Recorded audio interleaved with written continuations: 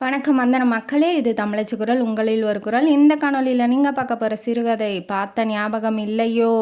ஹீரோயினியை பார்த்தவொடனே லவ் பண்ணிடுறாரு. ஆனால் ஹீரோயினிக்கு ஹீரோவோட ஞாபகமே இல்லையே. எப்படி ஹீரோ தன்னோட லவ்வை ப்ரப்போஸ் பண்ண போகிறாரு? வாங்க கதைக்குள்ளே போய் தெரிஞ்சுக்கலாம்.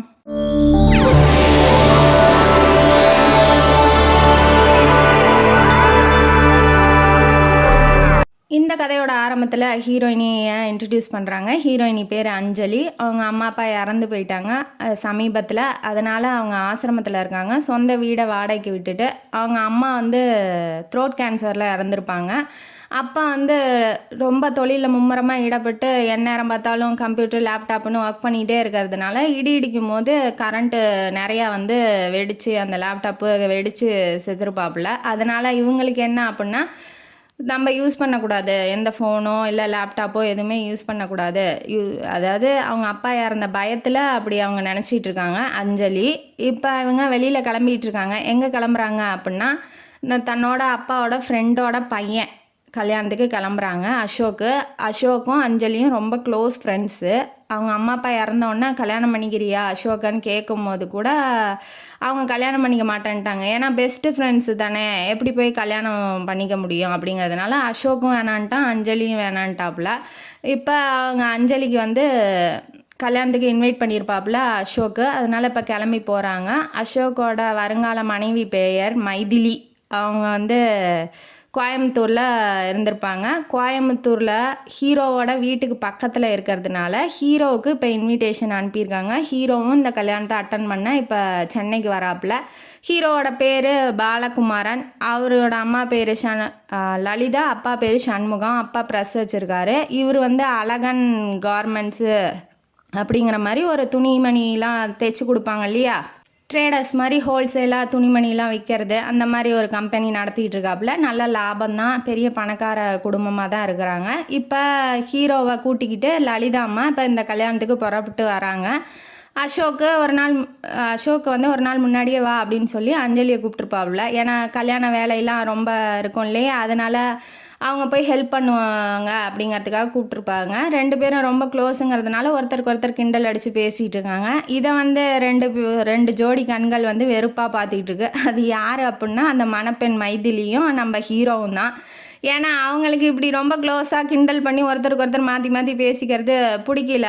ஏன்னா இவங்க யாரோ என்னவோ, ஏன் இவங்கள்ட்ட ரொம்ப க்ளோஸாக இருக்கணும் அப்படிங்கிற மாதிரி நினச்சிட்டு பொறாம்பட்டுருக்காங்க.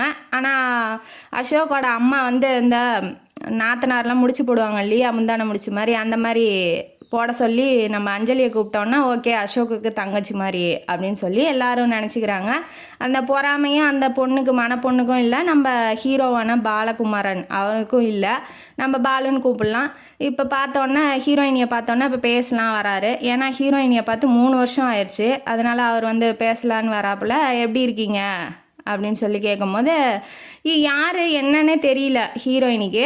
அவங்க யோசிக்கிறாங்க, இவர் யார் திடீர்னு நம்மள்கிட்ட பேசுகிறாரு, எங்கே பார்த்துருக்கோம், இல்லை அப்பா அம்மாவுக்கு தெரியுமா, தெரிஞ்சிருந்தா அப்பா அம்மா செத்தப்போ வந்திருக்கணுமே, இல்லை நம்ம எதாவது முன்னாடியே பார்த்துருக்கோமான்னு ரொம்ப யோசிக்கிறாங்க. அதுக்கப்புறம் பார்த்து 3 வருஷம் இருக்குமா அப்படின்னு சொல்லி அவர் கேட்குறாரு. அதுக்கும் அவங்களால பதில் சொல்ல முடியல. ஏன்னா பார்த்த ஞாபகமே இல்லைங்கும் போது நம்ம எப்படி பதில் சொல்கிறதுன்னு நிற்கிறாங்க. இல்லை எனக்கு தெரியல, நீங்கள் யாருன்னு தெரியலன்னு சொல்லிடுறாங்க. அவர் டென்ஷன் ஆகிட்டாப்புல. ஏன்னா 3 வருஷம் முன்னாடி டெல்லியில் ஒரு துணி கண்காட்சிலாம் போடுவாங்க இல்லையா, அந்த மாதிரி இடத்துல அவர் மீட் பண்ணியிருப்பார். மீட் பண்ணி 1 நிமிஷம்தான் இருக்கும். இருந்தாலும் அவளோட முகம் அவருக்கு மறக்கவே இல்லை. 3 வருஷமாக அவளையே நினச்சிட்டு இருக்காரு. அவளை கட்டினா அவளை தான் கட்டணும்னு நினச்சிட்டு இருக்காரு. 3 வருஷமாக தேடிட்டு இருக்காரு. அவர் ஒரு துணி கண்காட்சி போட்டால் ஒன்றை கூட விடுறதில்ல. எந்த ஊருக்கு இருந்தாலும் போய் அந்த கண்காட்சியில் வந்திருக்காளா அப்படின்னு சொல்லி பார்க்குறாப்புல. 3 வருஷமாக அவளையே நினச்சிட்டு இருக்கோம். அந்த எண்ணத்தோட தாக்கம் அவளுக்கு கொஞ்சம் கூட இல்லையா, நம்மளை எப்படி அவள் சுத்தமாக மறக்கலாம் அப்படிங்கிற மாதிரி அவர் ரொம்ப சேடாகி அப்செட் ஆகிட்டாப்புல. இப்போ ஒருத்தனை பற்றி நினச்சிக்கிட்டே இருக்கிறோம், ஆப்போசிட்டில் இருக்கிறவங்களும் நினைக்கணும்னு நினப்போம் இல்லையா, அந்த நினப்பு கொஞ்சம் கூட அவளுக்கு இல்லைங்கும் போது அவர் ரொம்ப அப்செட் ஆகிட்டார். எதுவுமே பேசலை, அவர் பாட்டுக்கு போயிட்டார். இவளுக்கு டவுட் ஆயிடுச்சு, இவரா வராரு, யார் என்னன்னே தெரியல, எப்படி இருக்கீங்கங்கிறாரு, 3 வருஷம் முன்னாடி பார்த்தோங்கிறாரு, எனக்கு ஒன்றுமே புரியலையே, இவரை பார்த்துருக்கோமா அப்படின்னு சொல்லி அவனை பற்றியே நினச்சிக்கிட்டு இருக்கா. இப்போ தூரத்துலேருந்து நம்ம அசோக்கோட அம்மா வந்து இதை பார்த்துக்கிட்டு ஓகே நம்ம பையன் எப்படியோ ஒரு பொண்ணை பிடிச்சிட்டான் அப்படிங்கிற மாதிரி அவங்க அம்மா குஷி. ஏன்னா 3 வருஷமாக ஏதோ ஒரு காரணம் சொல்லி கல்யாணத்தை தள்ளி போட்டுக்கிட்டே வராரு. இப்போ வந்து ஒரு பொண்ணுகிட்ட போய் பேசுகிறத பார்த்தோன்னா அந்த அம்மா குஷி ஆயிடுச்சு, அப்பா நமக்கு ஒரு மருமக கிடச்சிட்டாடா அப்படின்னு சொல்லி இவங்க போய் இன்ட்ராக்ட் பண்ண போயிட்டாங்க பேசுகிறதுக்கு. என்னம்மா நல்லா இருக்கியா, பாலு எங்கம்மா போகிறான், அவர் வெளியில் போயிட்டாரு, எங்கம்மா போகிறான் உன்கிட்ட சொல்லிட்டு போனாராம்மா அப்படின்னு சொல்லி கேட்கும்போது இவங்க யாருன்னே தெரில. அவன் ஏன் நம்மள்கிட்ட சொல்லிட்டு வெளியில் போனோம், இவங்க என்ன நினச்சிட்டு பேசுகிறாங்க, இல்லை ஆண்டின்னு சொல்ல வரா ஏதோ. ஆனால் அந்த அம்மா அதெல்லாம் கேட்கல. உடனே ஃபோன் வந்தோடனே ஃபோனை அட்டன் பண்ணுறாங்க. ஃபோனில் யாருன்னா நம்ம ஹீரோ தான். என்ன சொல்கிறாருன்னா, நீ என்ன அந்த பொண்ணுகிட்ட பேசிகிட்டு இருக்க, நீ கிளம்பி வா அப்படின்னு சொல்லி கூப்பிட்றாரு. ஆனால் அந்த அம்மா வந்து அதை கேட்கவே மாட்டேங்குது. ஃபோனை கட் பண்ணிவிட்டு அவள்கிட்டயே பேசிகிட்டு இருக்காங்க. ஏன் அவன் பேசுனது அவன் தான் அப்படி ஹீரோ தானே அந்த அஞ்சலி கண்டுபிடிச்சோன்னே இந்த ஆண்டி வந்து நம்மள்கிட்ட பேசினா அவனுக்கு என்ன, அவன் ஏன் நம்ம ஆண்டி கூப்பிட்றான் அப்படிங்கிற மாதிரி அவன் நினச்சிக்கிட்டு இருக்கா. பாலகுமாரனை நீ எப்படிம்மா கூப்பிடுவா, பாலுன்னு கூப்பிடுவியா, குமார்னு கூப்பிடுவியா, இல்லை அழகான்னு கூப்பிடுவியா, இல்லை அழகான்னு கூப்பிடுவியா அப்படின்னு சொல்லி ஏகப்பட்ட இது கேட்டுட்ருக்காங்க கொஷின்லாம் நம்ம அஞ்சலிகிட்ட. அஞ்சலி வந்து அழகானா அப்படின்னு சொல்லி அவளுக்கு வந்து ஏதோ பேர் கேள்விப்பட்ட மாதிரியே இருக்குது, நம்ம சொன்ன மாதிரியே இருக்குது அப்படின்னு சொல்லி அவள் யோசிக்கிறா. பட் ஆனால் அந்த சீனும் அந்த சுச்சுவேஷனும் அவளுக்கு ஞாபகம் வரல சுத்தமாக. இல்லை நான் அப்படிலாம் கூப்பிட்றதில்ல அப்படின்னு சொல்லி பேசிகிட்டே இருக்கும் போதே வந்து கையை பிடிச்சி தரன்னு இழுத்துட்டு போயிடுறான் ஹீரோ. வந்து பாலு வந்து இழுத்துட்டு போயிடுறான் அவங்க அம்மாவை. இழுத்துட்டு போனோன்னே இருறா நான் பேசவே இல்லை அதுக்குள்ளே இழுத்துட்டு போறியடா அப்படின்ன வாட்டி, நீ எதுக்கு வந்த, கல்யாணத்துக்கு தானே வந்த, எதுக்கு அந்த பொண்ணுகிட்ட போய் பேசிகிட்டு இருக்க அப்படிங்கிற மாதிரி அவங்க டென்ஷனில் கத்துறாப்புல. ஏன்டா கத்துற அப்படின்ன வாட்டி அந்த அம்மா டென்ஷன் ஆயிடுச்சு. நீ கல்யாணம் பண்ணிக்கணுங்கிற எண்ணமே உனக்கு இல்லையா, அந்த பொண்ணை பிடிச்சிருக்கா சொல்லு, நான் போய் பேசுகிறேன் அப்படிங்கிற மாதிரி அவங்க சொல்கிறாங்க. அவங்க வந்து சுச்சுவேஷனை வந்து சாதகமாக பயன்படுத்தி கல்யாணம் பண்ணி வச்சிடலான்னு பார்க்குறாங்க. ஆனால் அவன் வந்து டென்ஷனில் இருக்கானே, இப்போ நீ வரியா என்ன அப்படின்னு சொல்லிட்டு அந்த மணப்பெண்ணையும் மாப்பிள்ளையும் அதாவது அசோக்கையும் மைதிலியும் வாழ்த்திட்டு இவங்க இப்போ ஏர்போர்ட்டில் போய் ஃப்ளைட்டு பிடிச்சி இப்போ இவங்க கிளம்பி போயிட்டாங்க கோயம்புத்தூருக்கு. போனோடனே அவங்க அப்பா வந்து சரி ஆள் இல்லைன்னு அவர் சமைச்சிக்கிட்டு இருக்காப்புல. இவங்க வந்து திடீர்னு வரவும் என்னாச்சு, ஏன் திடீர்னு வந்துட்டு அங்கே 2 நாள் இருந்துட்டு வரேன்னு சொன்னேன் அப்படின்னு சொல்லி லலிதாட்டா கேட்குறாங்க. அதை அவன்கிட்டயே கேளுங்க அப்படின்னு சொல்லிட்டு அந்த அம்மா உள்ளே போயிடுது. ஏன்னா சண்டை வந்துடுச்சு இல்லையா. இவரும் துருவி கொஷின் கேட்குறாரு. ஆனால் அவன் பதில் சொல்லாமல் அப்பா எனக்கு ஒரு காஃபி வேணும்னு அவனும் போயிடுறான். போனோடனே இவர் போய் ஒய்ஃபை சமாதானப்படுத்த போகிறாப்புல. போனோடனே அங்கே என்ன நடந்துச்சோ அதை சொல்கிறாங்க. இந்த மாதிரி அந்த பொண்ணுகிட்ட பேச போனேன், அவன் அதுக்குள்ளே இழுத்துக்கிட்டு வந்துட்டான், அவன் என்ன நினச்சிட்டு இருக்கான், கல்யாணமே பண்ணிக்க மாட்டேங்கிறான் அப்படின்னு அந்த அம்மா புலம்பிகிட்டு இருக்காங்க. எனக்கு சாப்பாடு வேணாம், ஒன்றும் வேணாம், நீங்களே சாப்பிடுங்க அப்படிங்கிற மாதிரி. இவருக்கு வந்து என்ன பண்ணணுன்னே தெரியல. உடனே மகன்கிட்ட ஃபோன் பண்ணுறாரு. மகன் ரூமில் இருக்காப்புல. அதனால் ஃபோன் பண்ணி அவங்க அம்மா சாப்பிட வர மாட்டேங்கிறா, என்னன்னு போய் கேள்றா, சமாதானப்படுத்துறா அப்படின்னு சொல்லி ஆர்டர் போடுறாப்புல. உடனே சரி நம்ம அவளுக்கு ஞாபகம் இல்லைங்கும் போது நம்ம ஏன் நம்ம அம்மாவை கோச்சிக்கணும் அப்படிங்கிற மாதிரி அவரும் யோசிச்சு சரிப்பா பண்ணுறேன்னு சொல்லிட்டு அவர் வச்சிட்றாரு. இந்த பக்கம் அஞ்சலிக்கு வந்து என்னன்னா அவன் யார் என்னன்னே தெரில. அவங்க அம்மா வந்து நம்மள்ட்ட ஏன் ரொம்ப பழகுன மாதிரி பேசணும், இவங்களை முன்னாடி பார்த்துருக்கம்மா அப்படின்னு அவன் நினப்பாவே, அதாவது பாலுவோட நினப்பாவே அவள் இருக்கா.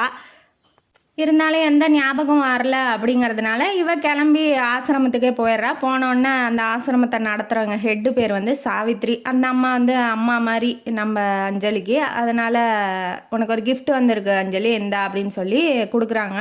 நமக்கு யார் கிஃப்ட் கொடுக்குறது, நமக்கு யாரும் கிஃப்ட், ஏன்னா சொந்த பந்தம் யாரும் இல்லை, தெரிஞ்ச ஒரே ஆள் அசோக்கோட குடும்பமும் தான். நமக்கு யார் கிஃப்ட் அனுப்பிச்சிருப்பா, ஒருவேளை அவனாக இருக்குமோ, நம்மளை வந்து தெரியுமான்னு கேட்டானே அவனாக இருக்குமோ, உடனே எங்கே போகிறா பாருங்க, அவன் தான் அனுப்பிச்சிருக்கணும் அப்படிங்கிற மாதிரி அவள் இப்போ ஞாபகமே இல்லை. என்ன ஞாபகம் இருக்கான்னு வந்து கேட்ட உடனே அவள் ஃபுல்லாக அவனை பற்றியே நினச்சிக்கிட்டு இருக்கா. இப்போ கிஃப்டோட உள்ளே போகிறா. இந்த வேலை யார் பண்ணியிருப்பா அப்படின்னா நம்ம லலிதா அம்மா, ஹீரோவோட அம்மா வந்து பண்ணியிருப்பாங்க. ஏன்னா அவளை பற்றி இப்போ பொண்ணுகிட்ட போய் பேசுகிறான், அவளை பற்றி எல்லா டீட்டெயிலும் அந்த கல்யாண மண்டபத்துலேயே கலெக்ட் பண்ணியிருப்பாங்க. அவள் எங்கே இருக்கா, எப்படி அம்மா அப்பா எப்படி என்ன பண்ணுறா அப்படிங்கிறதெல்லாம் தெரிஞ்சிருப்பாங்க விசாரித்து. ஆப்வியஸாக வந்து அசோக்கோட அம்மாட்ட. அதனால் அவள் ஆசிரம அட்ரஸ் வாங்கி அவங்கள ஒரு புது ஃபோன் வாங்கி வச்சுருப்பாங்க. அந்த ஃபோனை வந்து கிஃப்டாக அனுப்பி அவங்களோட சிம் கார்டை வந்து போட்டு வச்சுருப்பாங்க. போட்டு வச்சு கிஃப்டாக அவளோட ஆசிரமத்துக்கு அமுச்சு விட்டுட்டாங்க. இப்போ என்ன பண்ணுறா, உள்ளே போய் யோசித்து பார்க்குறா, இல்லை ஒரு வேளை அசோக் தான் அமுச்சு விட்ருப்பான் அப்படின்னு சொல்லி.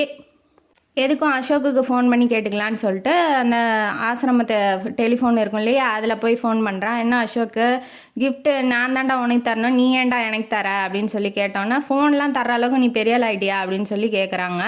உடனே ஏன் உனக்கு ஃபோன் வேணுன்னா நேராக கேட்க வேண்டியதானே, அதே எதுக்கு சுற்றி வளைச்சி கிஃப்ட்டுங்கிற அப்படின்னு சொன்ன உடனே அசோக்கு கொடுக்கல அப்படிங்கிறது அவளுக்கு கன்ஃபார்ம் ஆயிடுச்சு. சரி ஓகே இரு, நான் உனக்கு ஃபோன் வாங்கி கிஃப்ட் ப்ரெசென்ட் பண்ணுறேன், நீ கவலைப்படாத அப்படிங்கும் போது, எனக்கே வாங்கிக்க முடியும்டா, நான் ஃபோன் வாங்க மாட்டேன்னு உனக்கு தெரியாதா அப்படின்னு சொல்கிறாப்புல. இருந்தாலும் வலுக்கட்டாயமாக வந்து அவர் ஒரு கிஃப்ட் வாங்கி அனுப்பி விட்றேன்னு சொல்கிறாரு. ஏன்னா இப்போ அவன் இவளா ஃபோன் பண்ணி கேட்கவும் அவர் வேணான்னு சொல்கிறதுக்கும் அவளால் முடியல. அந்த அளவுக்கு அவர் ப்ரெஷர் போடுறாரு அசோக்கு. அதனால சரி ஓகே அனுப்பு அப்படின்னு சொல்லிட்டு அவள் ஃபோனை வச்சுட்டு வந்து நேராக அந்த ஃபோனை வெளியில் எடுத்து ஆன் பண்ணி வைக்கிறா. சரி யாரோட நம்பர் வருது இல்லை யார் கிஃப்ட் பண்ணியிருக்காங்கன்னு தெரியும் இல்லையா ஃபோன் வந்தால், அதனால் ஆன் பண்ணி வைக்கிறா. வச்சோன்னே நம்ம பாலு ஃபோன் பண்ணுறாரு. அவங்க அப்பா அவங்க அம்மாவை சமாதானப்படுத்திட்டு சொல்லியிருக்காரு இல்லையா, அதனால் அவர் ஃபோன் பண்ணுறாரு. அவங்க அம்மாவோட சிம்மு தான் இந்த ஃபோனில் இருக்கு, அதனால் பாலுன்னு சொல்லி அவங்க ஃபோட்டோவோட வருது. வந்தோன்னே இவன் மண்டபத்தில் பார்த்த ஆளாச்சு, அப்போ இவன் தான் நம்மளுக்கு கிஃப்ட் பண்ணியிருக்கான் அப்படின்னு சொல்லிட்டு, ஏன்னா அவன் நாளே வார்த்தை பேசியிருப்பான், அவள் கேட்ட கேள்விக்கும் பதில் சொல்லாமல் போயிருப்பாங்கிறதுனால அவள் டென்ஷனில் இருக்கா. இப்போ அவன் ஃபோன் பண்ணவும் ஃபோனை எடுக்கிறா, அவள் எதுவுமே பேசலை. அவன் தான் பேசுகிறான், பாலு தான் பேசுகிறான். என்ன ஃபோனை ஆன் பண்ணிவிட்டு பேசாமல் இருந்தால் என்ன அர்த்தம் அப்படின்னு சொல்லி கேட்குறான். இவளுக்கு வந்து இவனா ஃபோன் பண்ணுறான், நம்ம பேசுகிறோம், என்ன பேச சொல்கிறான், அவன் யாருன்னே தெரில, என்னத்தை போய் பேசுறதுன்னு அவள் டவுட்லேயே அமைதியாக இருக்கா. என்ன கோவமா அப்படின்னு சொல்லி கேட்குறான். அவளுக்கு வந்து ஆமாம் யாருன்னே தெரில, வந்து நீ பாட்டுக்கு பேசிட்டு போனால் கோவமாக தான் இருக்கும் அப்படின்னு சொல்லி மனசில் நினச்சிக்கிட்டு, அவன் சாரி சொன்னால் பரவாயில்ல நம்ம பேசலாம் அப்படிங்கிற மாதிரி இவன் நினச்சிக்கிட்டு இருக்கா. சரிம்மா என்னை மன்னிச்சிரு, அவள் வந்து என்னை பார்த்த ஞாபகமே இல்லாத மாதிரி அவள் நடந்துக்கும் போது நான் என்னம்மா பண்ணுறது, எனக்கு வந்து டென்ஷன் ஆகிட்டேன், என்னை பற்றி கொஞ்சம் கூட ஞாபகம் இல்லைன்னு சொல்லும் போது நீ போய் என்னை பற்றி அவள்கிட்ட சொல்லுன்னா அது வந்து எனக்கு பிடிக்கலம்மா சொல்கிறது என்னை பற்றி அவள்கிட்ட அப்படின்னு சொல்லி அம்மான்னு பேசவும், இவள் வந்து இப்போ அவங்க அம்மா நினச்சிட்டு நம்மள்கிட்ட பேசிகிட்டு இருக்கானே அப்படின்னு சொல்லிட்டு, ஹலோ நான் வந்து அஞ்சலி பேசுகிறேன், அந்த ஃபோன் வந்து என்கிட்ட இருக்குது, நீங்கள் கிஃப்ட் பண்ண ஃபோனு அப்படின்ன வாட்டி, நீ எதுக்கு எங்கள் அம்மா ஃபோனை எடுத்து வச்சிக்கிட்டு இருக்கா அப்படின்ன வாட்டி அவள் டென்ஷன் ஆகிட்டா. நான் வந்து திருட்டு பிள்ளைலாம் இல்லை, நான் வந்து நல்ல பொண்ணு தான், அடுத்தவங்க பொருளுக்கெல்லாம் நான் ஆசைப்பட்டதே இல்லை, நான் வந்து கொடுத்து தான் பழக்கம், யார் பொருளையும் எடுத்து பழக்கம் இல்லை, கொடுத்ததா அப்பயே மறந்துடுவேன், நான் திரும்ப கூட போய் கேட்க மாட்டேன் அப்படின்ன வாட்டி, ஆமாம் ரொம்ப தான் மறந்துட்ட அப்படின்னு சொல்லி அவன் எரிச்சலில் வந்து அவன் பேசுகிறான். ஐயோ என்ன இவள்கிட்ட எப்படி ஃபோன் போச்சு அப்படின்னு சொல்லி யோசிக்கிறான். அப்போ இந்த வேலை அம்மாவோட வேலை தான் அப்படின்னு சொல்லி அவன் நினச்சிக்கிட்டான். உடனே அவன் வந்துட்டு, நீங்கள் யார் மிஸ்டர், நீங்கள் பாட்டுக்கு கிஃப்ட் அனுப்புவீங்க, அப்புறம் என்னையே திருடிட்டு போயிட்டான்னு சொல்லுவீங்க. அவள் டென்ஷனில் கத்துறா. இல்லை அஞ்சலி ஒரு நிமிஷம் இருன்னு சொல்கிறான். அப்பயும் வந்து அவள் வந்து டென்ஷன்லேயே கத்திக்கிட்டு இருக்கா. என்னன்னா, நீ எப்படி சொல்லலாம், நான் வந்து அடுத்தவங்க பொருளுக்கு ஆசைப்பட்றேன்னு, இந்த ஃபோனை உன் அட்ரஸுக்கே அனுப்பிச்சி விட்டுறேன், இந்த மாதிரி ஃபோனு லேப்டாப்பு கம்ப்யூட்டர்லாம் நான் யூஸ் பண்ணி இழந்த வரைக்கும் போதும், இனிமேட்டு நான் வந்து இழக்கிறதுக்கு என்கிட்ட ஒன்றுமே இல்லைன்னு அழுவுறா. யாருன்னே தெரிலங்கிறா. ஃபோன் அடித்து பேசும்போது அவன்கிட்ட போய் எல்லாம் தன்னோட கஷ்ட நஷ்டத்தெல்லாம் சொல்லி அழுகிறா. அவளுக்கே அது என்னன்னே தெரியல. அப்புறம் நான் வந்து இந்த ஃபோனை அமுச்சு விட்டுறேன்னு சொல்லி கட் பண்ணிட்டா. அழுதுகிட்டே யோசிச்சு பார்க்குறான், நம்ம இந்த மாதிரி அழுததே இல்லையே, நம்ம கஷ்டத்தை வெளியில் சொல்லி நம்ம யார் மனசையும் புண்படுத்தினதே இல்லையே, நம்ம ஏன் இப்படி பண்ணுறோம் அப்போ அவன் நம்ம மனசுக்குள்ளே வந்துட்டானா அப்படிங்கிற மாதிரி அவள் ஃபீல் பண்ணுறா. இப்போ தான் லவ்வர் ரியலைஸ் பண்ணுறா. அவள் அசோக்கு கூட க்ளோஸ் ஃப்ரெண்டு தான், ஆனால் அந்த டாபிக் அவள் எடுக்கும் போது அவன் வேறு டாபிக் போய் அவன் மனசை மாற்றிடுவாங்கிறதுனால அவன்கிட்ட கூட அழுததில்லை. அந்த ஆசிரமம் இருக்குது இல்லையா, அவங்க சாவித்ரி, அந்த அம்மாட்ட கூட அவள் அதிகமாக அழுததே இல்லை. ஆனால் இவன் யாருன்னே தெரில, இவன்கிட்ட நம்ம துயரத்தை துன்பத்தை சொல்லி அழுகணும்னு ஏன் தோணுது அப்படிங்கிற மாதிரி அவள் யோசிக்கிறா. அஞ்சலி யோசிக்கிறான். அந்த பக்கம் ஃபோனை வச்சோடனே நம்ம பாலு என்ன நினைக்கிறான்னா, இவன் ஏன் அழுகிறா, இப்போ 3 வருஷத்துக்கு முன்னாடி பார்த்தோம் குடும்பத்தோடு நல்லா தானே இருந்தா, இப்போ என்னாச்சு, ஏன் எதனால் அழுகிறா அப்படின்னு சொன்னோன்னே, ஆசிரம அட்ரஸுக்கு நீங்கள் தான் அனுப்பிச்சி விட்டீங்கன்னு சொல்கிறா. அப்போ ஏன் அவன் ஆசிரமத்தில் இருக்கணும், அவங்க அம்மா அப்பா இல்லையா அப்படின்னு சொல்லி அவன் எல்லாத்தையும் திங்க் பண்ண ஆரம்பிக்கிறான். அப்போ அவங்க அம்மா அப்பா இறந்து போயிட்டாங்களா, ஐயோ நம்ம வேறு கஷ்டம் கொடுத்துட்டோமோ அப்படிங்கிற மாதிரி அவன் வந்து நினைக்கிறான். இவனுக்கு என்ன அப்படின்னா ஒரு கொள்கை இருக்குது. இப்போ என்ன கொள்கை அப்படின்னா, அவனாக போய் எதையுமே கெஞ்சி கூத்தாடி நம்ம பிச்சை எடுக்கிற மாதிரி எதையுமே செய்யக்கூடாது, அது தானாக வரணும் அப்படிங்கிறது லவ். அதாவது நம்ம போய் சொல்லி ஞாபகப்படுத்தி நம்மளை எக்ஸ்பிளைன் பண்ணி அது மூலமா லவ் வர்றதை விட அவளாக ரியலைஸ் பண்ணணும் அப்படின்னு சொல்லி நினைக்கிறான். அது ஒரு கொள்கையாக வச்சுக்கிட்டு இருக்கான். அதனால தான் அவன் வந்து யாருன்னு தெரியலன்னு சொன்னப்போ கூட இவன் வந்து தன்னோட இங்கே பார்த்தோம் அங்கே பார்த்தோம் அப்படி இது பண்ணி பேசிகிட்டு இருந்தோம் அந்த மாதிரி எதுவுமே சொல்லலை அவன். அதனால் இனிமேட்டு அவளை பார்க்கவே கூடாது அப்படின்னு நினச்சிக்கிட்டு ஊருக்கு வந்திருப்பான். ஆனால் இவளுக்கு யாரும் இல்லை, அம்மா அப்பா இல்லை, இவள் ஆசிரமத்தில் இருக்கான்னு உடனே அந்த கொள்கையில் கொஞ்சம் தளர்த்திக்கிட்டான். சரி நம்ம போய் பார்க்கலாம் அவளை அப்படிங்கிற மாதிரி ஒரு எண்ணத்துக்கு வரான். இப்போ முதல்ல போய் அம்மா சமாதானப்படுத்துவோன்னு அம்மா கீழே போய் சரிம்மா என்னை மன்னிச்சிருமா, வாமா சாப்பிட்லாம், நீ கவலைப்படாத, எப்படி நான் கல்யாணம் பண்ணிக்குவேன், நீ கவலைப்படாத அப்படின்னு சொல்லிட்டு அம்மாவை சமாதானப்படுத்தி இப்போ கூட்டிகிட்டு வரான். எல்லாம் 3 பேரும் சாப்பிட்டு தூங்குறாங்க. இந்த பக்கம் அஞ்சலி அழுதுகிட்டே படுத்து தூங்கிட்டா, இல்லை சாப்பிடாம தூங்கியிருப்பா. அதனால் சீக்கிரமாக விடிய காத்தாலே எந்திரிச்சிக்கிட்டா. இப்போ அவங்க ஃபோனை வந்து அவங்க அட்ரஸுக்கு அனுப்பிச்சி விடணும். அவங்க யாருன்னே தெரில. அவங்க அட்ரஸ் யார்கிட்ட வாங்க முடியும்? ஆப்வியஸாக அந்த மைதிலி, அந்த அசோக்கோட ஒய்ஃப் இருக்காங்க இல்லையா, அவங்கள்ட்ட தான் போய் வாங்க முடியும். இப்போ காலையிலே சீக்கிரமாக போனால் தான், இல்லைனா ஹனிமூனுக்கு கிளம்பிடுவாங்க, 10-15 நாள் ஆகுங்கிறதுனால இவ சீக்கிரமாக கிளம்பி அவங்க வீட்டுக்கு போகிறா. போனோடனே அசோக்குக்கு ரொம்ப சந்தோஷம். நானே அங்கே வந்து பார்க்கலான்னு, நீயே வந்துட்ட வா அப்படின்னு சொல்லிட்டு, நீங்கள் 2 பேரும் பேசுங்க, நான் போயிட்டு வந்துடுறேன்னு இவன் வெளியில் போயிடறான் அசோக்கு. இப்போ இவங்கள்ட்ட அட்ரஸ் கேட்குறா. இந்த மாதிரி வந்து மண்டபத்தில் என்கிட்ட பேசினார் இல்லையா, அவங்க யார், அவங்க அட்ரஸ் என்ன அப்படின்னு சொல்லி இவ கேட்குறா. அதுக்கு மைதிலி என்ன நினைக்கிறான்னா, நீங்கள் ஏன் அவங்க அட்ரஸை கேட்குறீங்க, அப்போ உங்களுக்கு பிடிச்சிருக்கா அண்ணனை, அதாவது பாலுவை பிடிச்சிருக்கா அப்படின்னு சொல்லி அவள் கேட்குறா. இல்லை அப்படிலாம் இல்லை, அவங்க அம்மா ஃபோனை விட்டுட்டு போயிட்டாங்க, அதை வந்து திரும்ப அனுப்பிச்சி விடணும் அப்படிங்கிற மாதிரி. அவங்க அம்மா ஏன் இந்த ஃபோனை இங்கே விட்டுட்டு போகணும், ஆன்ட்டி அப்படிலாம் பண்ண மாட்டாங்களே அப்படின்னு அவளுக்கு டவுட் ஆகுது. இருந்தாலும் அதை வெளியில் காமிச்சிக்காமல் அட்ரஸ்லாம் எழுதி கொடுத்துட்றா. கொடுத்தோடனே இவன் ஃபோன் கேட்டிருந்தா இல்லையா கிஃப்ட்டு, அதனால் அசோக் வந்து ஃபோன் வாங்கி கொடுத்துட்றான். அது வேணான்னு சொல்ல முடியல அவளால், ஏன்னா வேறு எதுக்கோ ஃபோன் பண்ணி இதை இந்த மாதிரி பேச சூழ்நிலை இருந்ததுனால அவள் வந்து வேணான்னு சொல்லலை, வாங்கிக்கிறா. வாங்கி வச்சுட்டு இப்போ அந்த ஃபோனை யூஸே பண்ணல. அந்த ஃபோனை அப்படியே புத்தம் புதுசாக அப்படியே இருக்குது. அப்புறம் அனுப்பிச்சி விட்றா. கிஃப்ட்டை அனுப்பிச்சி விட்டோன்னா ஒரு 2-3 வாரத்துக்கு எந்த இதுவுமே கிஃப்ட்டு வந்துச்சா இல்லை அவன் ஃபோன் பண்ணி எதுவுமே தகவல் எதுவுமே சொல்லலை. ஆனால் அவன் நினப்பாவே இவளுக்கு இருக்குது.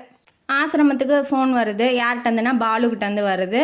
நம்ம சாவித்ரி மேடம் தான் எடுக்கிறாங்க. எடுத்தோன்னே நான் வந்து இப்படி ஒரு டோனரு, அதாவது உங்களுக்கு ஹெல்ப் பண்ணலான்னு இருக்கேன், என்னோடய கம்பெனியோட லாபத்துலேருந்து ஒரு 10% வந்து உங்கள் ஆசிரமத்துக்கு தரலான்னு இருக்கேன். அதுவும் இல்லாமல் குழந்தைங்களுக்கெல்லாம் புது துணி வந்து நான் தரேன், கொஞ்சம் அளவு இதெல்லாம் வந்து சொன்னிங்கன்னா டெய்லர் அனுப்பிச்சி விட்றேன் அப்படின்னு சொல்லி இவர் சொல்கிறாப்புல. உங்களை மாதிரி நல்லவங்க இருக்கிறதுனால தான் இந்த நாட்டில் மழை பெய்யுதுன்னு அந்த அம்மா வந்து புதுசாக கிடச்சிருக்காங்க இல்லையா, அதனால் அவங்க ரொம்ப சந்தோஷப்படுறாங்க, குழந்தைங்களுக்கெல்லாம் புது துணி கிடைக்குது அப்படிங்கிறதுக்காக.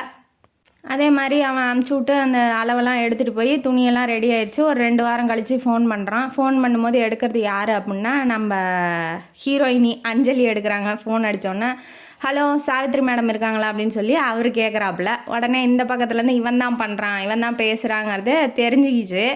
அதனால் அவன் என்ன பண்ணுறான், மேடம் இருக்காங்களான்னு கேட்டிருப்பான். உடனே அஞ்சலி வந்து இல்லை மேடம்லாம் இல்லை, நீங்கள் யார்கிட்ட பேசணும், உங்களுக்கு என்ன வேணும் அப்படின்னு சொல்லி கேட்டவுடனே நான் சாவித்ரி மேடம்கிட்ட பேசணும் அப்படிங்கும்போது, நான் வந்து அக்கௌண்டண்ட்டாக இருக்கேன் இந்த ஆசிரமத்தில், ஏதாவது சொல்லணுன்னா நீங்கள் என்கிட்டயே சொல்லுங்கள், சாவித்ரி மேடம்கிட்ட யார் பேசணும் பேசக்கூடாதுன்னு நான் தான் டிசைட் பண்ணுவேன் நாட்டி. ஓ அப்போ நீங்கள் தான் டிசைட் பண்ணிங்களா, நான் இப்போ பேசலாமா பேசக்கூடாதா அப்படின்னு சொல்லிகிட்டு இருக்கும்போது அவங்க அந்த அம்மா சாவித்ரி அம்மா வந்தோடனே மிஸ்டர் பாலு ஃபோன் பண்ணியிருக்காரு அப்படின்னு சொன்னோன்னே இவளுக்கு நம்ம குரல் ஞாபகம் இருக்கே அப்படின்னு சொல்லி அவன் ரொம்ப குஷியில் இருக்கான்.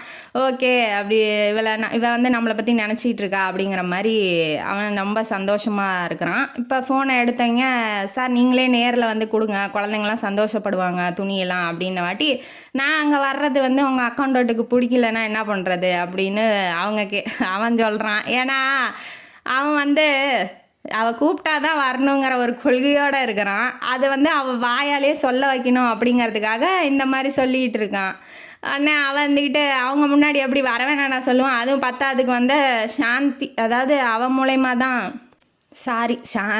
சாவித்ரியை சாந்தின்ட்டேன். சாவித்ரி அம்மாட்ட என்ன சொல்லியிருப்பான்னா, அஞ்சலி வந்து சொல்லி தான் இப்போ உங்கள் ஆசிரமம் தெரியும், அதனால தான் ஹெல்ப் பண்ணுறேன் அப்படிங்கிற மாதிரி சொல்லியிருப்பான்.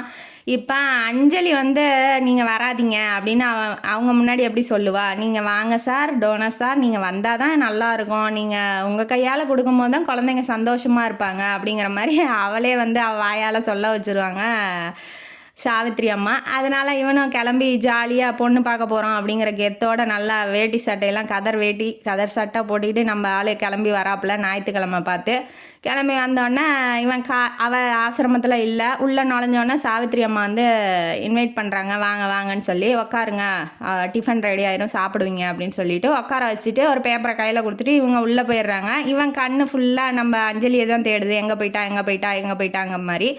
உடனே வந்து அவங்கள கூப்பிட்டு இங்கே ஒரு அக்கௌண்டன்ட் இருந்தாங்க, எங்கேயும் காணுமே அப்படின்னு சொல்லி கேட்கும் போது, ஓ அவளா கேட்குறீங்களா, அதாவது அஞ்சலியை கேட்குறீங்களா, அவள் வந்து கோயிலுக்கு போயிருக்கா, நேற்று போக முடியலங்கிறதுனால இன்றைக்கி போயிருக்கா, அவள் ரொம்ப கஷ்டப்படுறவ, அவளுக்கு எல்லாமே திறமையெல்லாம் இருக்குன்னு அவளோட வாழ்க்கையை பற்றி அந்த அம்மா வந்து சொல்லிகிட்டு இருக்காங்க.